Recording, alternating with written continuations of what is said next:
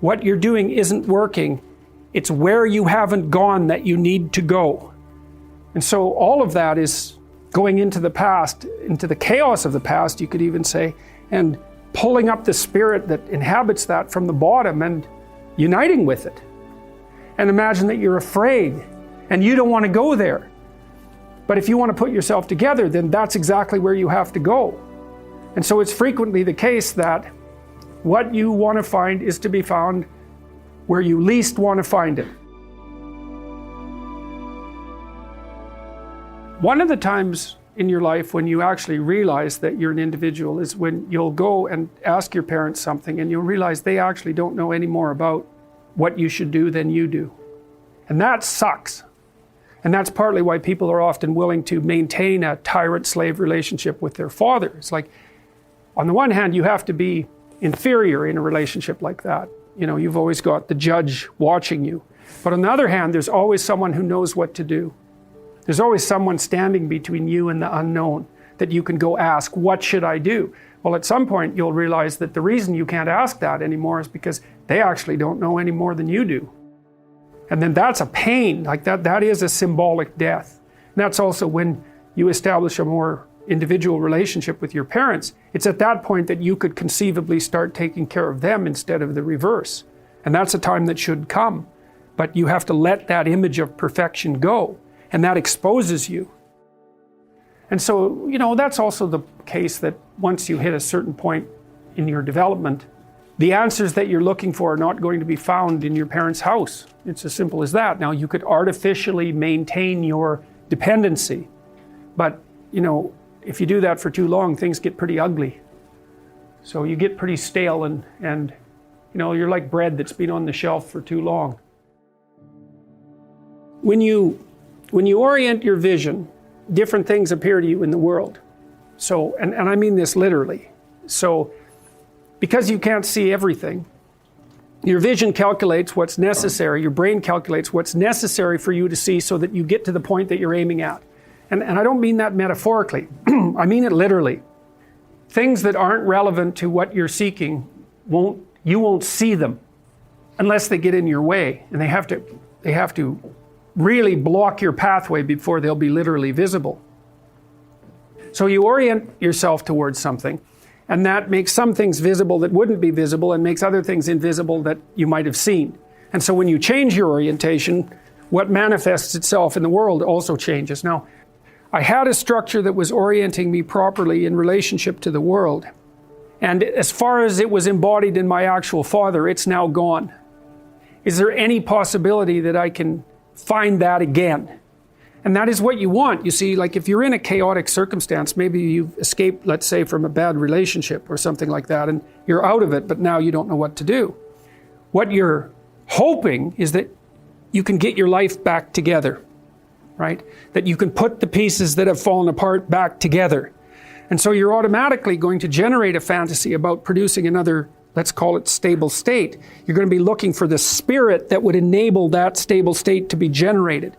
Because really what it is, in some sense, is your new personality. You're in chaos, you have to become something new in order to get out of chaos. And so you're hoping for that, you're hoping that you'll see it. And so that's going to make certain things visible to you. That's the proper way of thinking about it. You know, when you get curious about something, and maybe you're curious about something and you walk into a bookstore, that curiosity is going to guide you to a certain set of books. The fact that you have the question in mind is going to open your eyes to certain kinds of possibilities.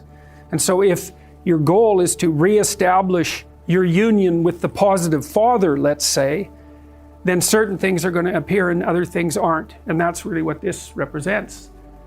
The transcendent star is the goal. It's capable of, let's say, delivering a message to you. In some sense, that's what's happening when you're thinking, you know, because you have a problem you want to solve, you have somewhere you want to go with your thoughts, and as a consequence of that, information reveals itself to you in the interior landscape. It's a very strange thing. You know, in some sense it feels as if you're producing the thoughts, but it could equally be said that you're watching the thoughts reveal themselves. And which of those is the more accurate description is by no means obvious. You can certainly have thoughts that surprise you, which is very strange. It's like They're your thoughts. How in the world can they surprise you? But they do. So it's like you didn't know them before you thought them up. And then the question is, well, where did they come from if you didn't know them before you thought them up? They sort of spring out of the void. That's one way of thinking about it. Anyways, the idea is that if you fall into a chaotic state and everything falls apart, there's the possibility that things can come back together, including what you've just learned. It's like there's something down there that's capable of reforming and reemerging that incorporates the previous state, but that takes it farther. And you're not going to find that unless you descend into this chaotic place where it feels like all order is gone. While you generate order, it's going to be akin to the order that you had before, but there's going to be something new about it as well. So it's down to the bottom of the chaotic state to bring up what you're missing. And so all of that is going into the past, into the chaos of the past, you could even say, and pulling up the spirit that inhabits that from the bottom and uniting with it. And if you don't do that, well, you're defenseless in the face of the tragedy of life. And then that's not so good, because if you're defenseless in the face of the tragedy of life, then you get way more hurt than you would otherwise get, and so do the people around you. And then the probability that you're going to be resentful and bitter about that is really high, because no one likes to fail continually. And then you get bitter and resentful. And then once you're bitter and resentful, well, being vengeful and mean is the next step. It doesn't take much of a transformation to move you from that place to the next. So Jung had this phrase that he liked, that he took from the alchemists, which was in sterquilinis invenitur. And what it meant was, what you most want to find will be found where you least want to look. There's this old story that's from King Arthur, and King Arthur has these knights, right? They all sit around a round table, which means they're roughly equal. That's what the round table means. And they're off to find the Holy Grail, and the Holy Grail is the most valuable object. That's what it means. So they're off to find the most valuable thing, but they don't know what it is, and they don't know where it is. But they know that there's a most valuable thing, so in some sense it's akin to them orienting themselves by the star. And they don't know where to look, and so what they decide is, they have the castle, and it's the middle of a forest, and so each knight decides to start looking for the Holy Grail by entering the forest at the point that looks darkest to him. And so what's the idea there? Well, imagine there are things that come easy to you, and that you're fond of pursuing, and that you're happy about pursuing. So you've found those and pursued them, and you've mastered them. So you know all that, but then there's another place that you don't want to go. And so you haven't gone there, and you haven't mastered it, and you're very small in comparison to it because you haven't mastered it, and so it has this monstrous aspect. But if what you're doing isn't working, it's where you haven't gone that you need to go.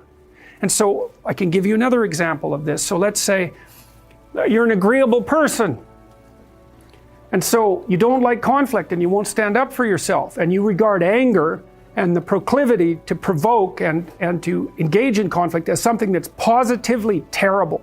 It's not only that you're not good at it, it's actually that it's wrong. So that's where you have to go if you're going to learn how to stand up for yourself. And imagine that you're afraid. Maybe you have something like agoraphobia. And so there's a whole bunch of things that you're afraid of, and you don't want to go there. But if you want to put yourself together, then that's exactly where you have to go.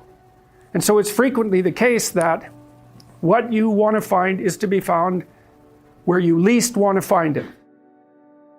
And that idea is echoed in the prominent stories of dragons and gold. It's exactly the same idea, is that the dragon is this terrible thing. It's this terrible predatory thing that lives forever and is very, very wise. And it lives underground, and it'll kill you. It'll burn you up in a second.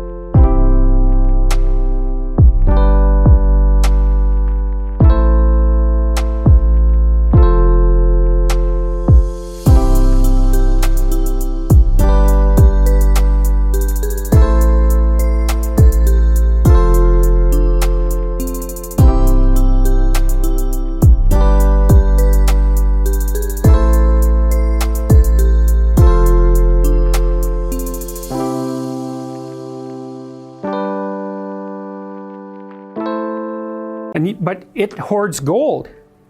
And so you have to go there into the dragon's lair if you're going to get the gold. And that's a representation of people's paradoxical relationship with reality. It's like you have to go out there and confront it in order to incorporate what it has to offer to you. But the probability that that's going to be intensely dangerous and push you right to the limit, first of all, those are actually the same thing. If it didn't push you to the limit, you wouldn't gain anything valuable from it. So you don't get one without the other. You don't get the gold without the dragon. That's a very strange, very, very strange idea. But it seems to be accurate that if you don't follow the pathway that you're supposed to follow, that the seas will become stormy for you, and something will come up and pull you down, and you'll be in a terrible place for some length of time till you learn your lesson. And if you're lucky, you'll get spit back up on shore, and then you can go do what you should do. Well, I guess partly what this means is that if you're not oriented properly in the world, you should take your doubts and the chaos that you're enveloped in seriously. You should face it and think it through. You should go into it as far as you can go into it, because maybe you'll find something at the bottom of it. I mean, the alternative is to pretend that it doesn't exist. You might think, well, why would it be the world outside of what's known and the unconscious at the same time? This weird intermingling of those two things. And as far as I can tell, that's because when you're in chaos and you don't know what's going on, then you start imagining what might be going on. And that imagination is partly the world, as it might be, but it's also partly the structure of your unconscious mind, which is producing the fantasies. And so when you're truly in chaos, then the distinction between your fantasies and reality isn't clear. That's actually part of what constitutes the chaos. So imagine this. So you're in a relationship and the person betrays you. And you knew who they were, or at least you thought you did, before that moment. But now you're looking at them and you don't know who they are. And you don't know what the past was. And you don't know what the present is. And you don't know what the future is going to be. All of that's been thrown up into the air in a major way. That's traumatic. So much has fallen apart that it's traumatic. So what do you start to do? You start to imagine what might be the situation. Well, then the reality is your imagination and the reality at the same time. They're not pulled apart at all. You cannot distinguish between them. You might ask,